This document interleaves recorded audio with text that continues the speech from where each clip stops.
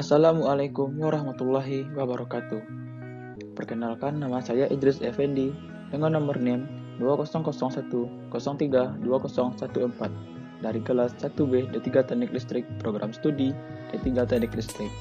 Ini merupakan tugas pertemuan 13 instalasi listrik 2 dengan dosen pengampu Ibu Riza Widya SST MT. Baiklah, pada pertemuan 13 ini kita akan membahas ruang berdasarkan zona bahaya kebakaran dan ledakan.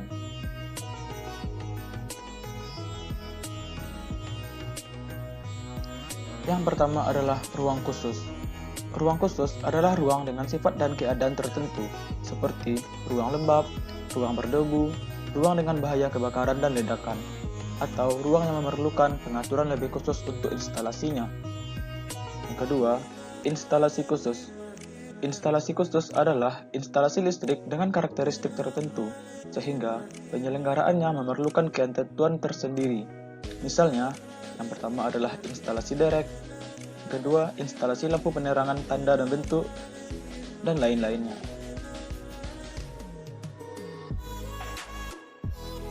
Jenis-jenis ruang khusus. Yang pertama, kode N merupakan kode untuk ruang kering. Kode I merupakan kode untuk ruang kerja listrik. Kode IK merupakan kode ruang kerja listrik terkunci. Kode D merupakan ruang berdebu. Kode BLG untuk ruang dengan bahaya kebakaran dan ledakan gas. Kode BLD untuk ruang dengan bahaya kebakaran dan ledakan debu. Kode BKS untuk ruang dengan kebakaran serat. Kode KO ruang dengan gas, uap atau debu. Kode IB untuk ruang lembab dan basah. Kode P untuk ruang sangat panas. Kode K untuk ruang kerja kasar. Dan kode R untuk ruang radiasi. Ruangan dengan bahaya kebakaran dan ledakan. Instalasi listrik di lokasi dan ruang yang digolongkan berbahaya karena di situ terdapat campuran udara dan gas, uap debu, atau serat yang mudah terbakar atau meledak. Ruang dengan bahaya ledakan ini diklasifikasikan dalam zona berdasarkan frekuensi terjadinya dan lamanya keberadaan gas ledak dalam atmosfer sebagai berikut. Yang pertama, zona 0. Suatu ruang di mana terdapat atmosfer gas ledak secara terus-menerus atau dalam waktu yang lama. Yang kedua, zona 1. Suatu ruang di mana mungkin terdapat atmosfer gas ledak dalam operasi normal. Yang ketiga, zona 2. Suatu ruang di mana mungkin tidak terdapat atmosfer gas ledak dalam operasi normal dan jika hal ini terjadi, kemungkinannya tidak sering dan hanya akan berlangsung dalam waktu yang singkat.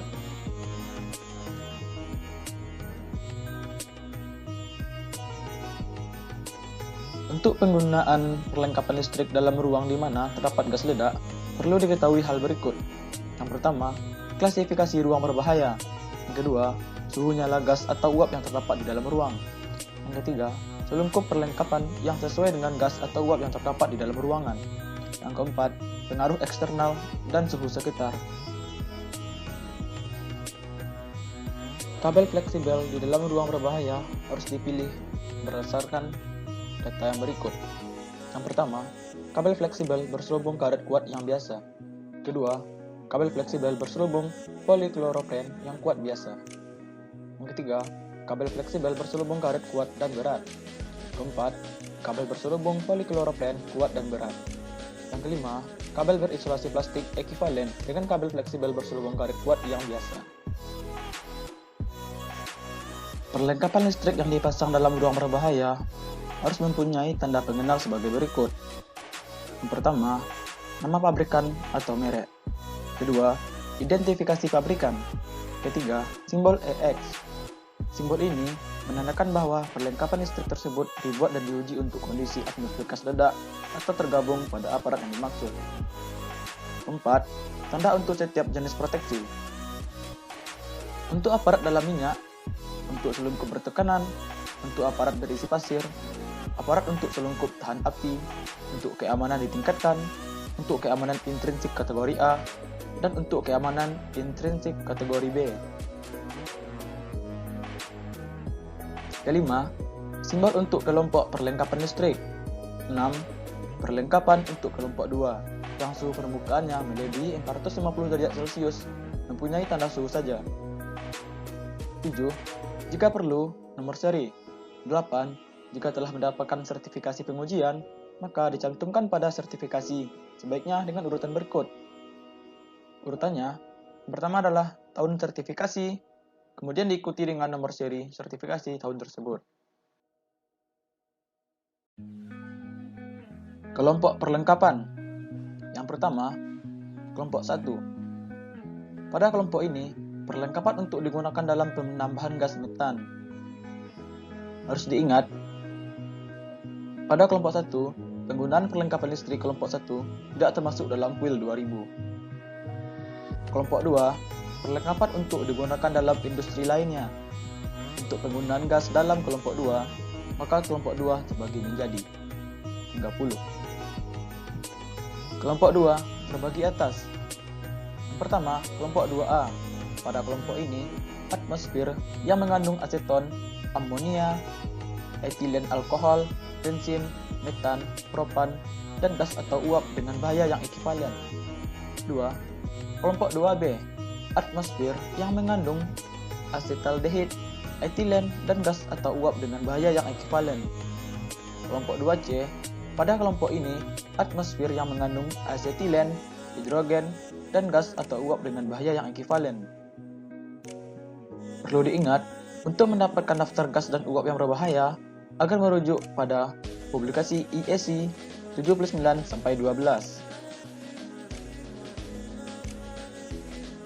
Selanjutnya, penggunaan. Penggunaan perlengkapan yang dipermudahkan untuk zona 0 boleh digunakan untuk zona 1 atau zona 2 dengan kelompok gas yang sama. Kedua, perlengkapan yang diperuntukkan untuk zona 1 boleh digunakan untuk zona 2 dengan kelompok gas yang sama. Selanjutnya, penandaan. Penandaan perlengkapan yang akan ditempatkan dalam ruang yang mengandung gas ledak harus mempunyai tanda pengenalnya untuk memperlihatkan zona, kelompok gas, dan kelas suhu berdasarkan suhu sekeliling 40 derajat Celcius. Perlengkapan yang digunakan dalam setiap zona.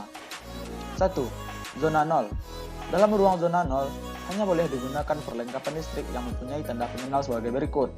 A. Perlengkapan yang secara intrinsik aman dengan kategori IA. B.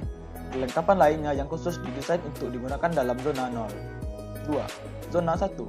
Dalam ruang zona 1, hanya boleh digunakan perlengkapan listrik untuk zona 0 dan atau perlengkapan yang dengan jenis yang mempunyai tanda sesuai jenis perlindungan keamanan sebagai berikut. A. Berselungkup tahan api dengan kode D. Berselungkup bertekanan dengan kode P. Perlengkapan berisi pasir dengan kode Q. Perlengkapan dalam minyak dengan kode 0. Perlengkapan keamanan ditingkatkan dengan kode E. Dan keamanan intrinsik dengan kode I, IA, atau IB. Semua itu dapat kita lihat pada IEC, yaitu International Electrotechnical Commission. Yang ketiga, zona 2. Dalam ruang zona 2, boleh dipasang perlengkapan listrik sebagai berikut. A. Perlengkapan listrik untuk zona 0 dan zona 1. B. Perlengkapan listrik dengan selubung bertekanan untuk zona 2. C. Perlengkapan listrik khusus yang didesain untuk zona 2. Misalnya jenis proteksi dengan kode N. Keempat, perlengkapan listrik lainnya sesuai dengan standar lainnya yang dalam operasi normal tidak menimbulkan busur api atau penyalaan yang dapat memanaskan permukaan. Penandaan perlengkapan listrik. Untuk perlengkapan listrik harus mempunyai tanda-tanda pengenal seperti yang pertama, A. Nama pabrikan atau merek. B. Identifikasi pabrikan. C. Simbol EX yang menandakan bahwa perlengkapan listrik tersebut dibuat dan diuji untuk kondisi atmosfer gas ledak atau berkabung pada aparat yang dimaksud. D. Tanda untuk setiap jenis proteksi. Yang pertama, nama pabrikan atau merek. Kedua, identifikasi pabrikan. Yang ketiga, simbol EX. Yang keempat, tanda untuk setiap jenis proteksi. Kode O untuk aparat dalam minyak. Kode P untuk selungkup bertekanan. Kode Q untuk aparat berisi pasir. Kode D, aparat untuk selungkup tahan api. Kode E untuk keamanan yang ditingkatkan. Kode IA untuk keamanan intrinsik kategori A. Kode IB untuk keamanan intrinsik kategori B. Yang kelima, simbol untuk kelompok perlengkapan listrik. Simbol 1 untuk perlengkapan listrik dalam tambang di mana terdapat gas tambang. Kode 2 atau 2A atau 2B atau 2C untuk perlengkapan listrik dalam atmosfer gas ledak. Huruf A, B, atau C digunakan sesuai dengan kondisi gas. 6. Perlengkapan untuk kelompok 2 yang suhu permukaannya melebihi 450 derajat Celcius.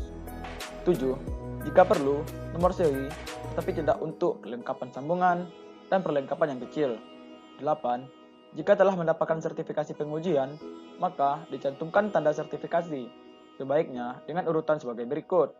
Yang pertama, tahun sertifikasi, kemudian diikuti dengan nomor seri sertifikasi tahun tersebut. Baiklah, hanya itu yang dapat saya sampaikan pada video kali ini. Semoga bermanfaat bagi teman-teman semua. Terima kasih. Assalamualaikum warahmatullahi wabarakatuh.